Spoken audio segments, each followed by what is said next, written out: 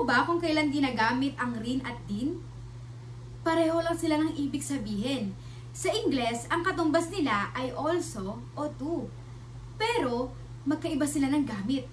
Gamitin ang rin kung ang salita bago nito ay nagtatapos sa tunog patinig o tunog W at Y. Halimbawa, bayani rin si Rizal.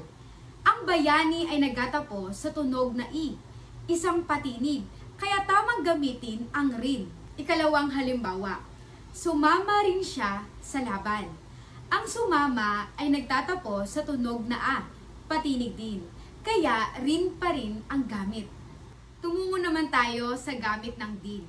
Gamitin ang din kung ang salita bago nito ay nagtatapos sa tunog katinig maliban sa W at Y.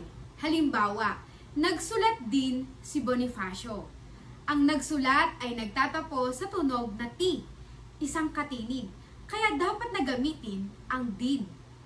Ikalawang halimbawa, lumaban din si Jacinto.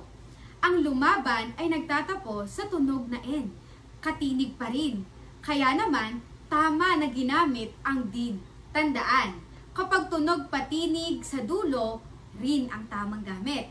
Kapag tunog katinig sa dulo, din ang gagamitin.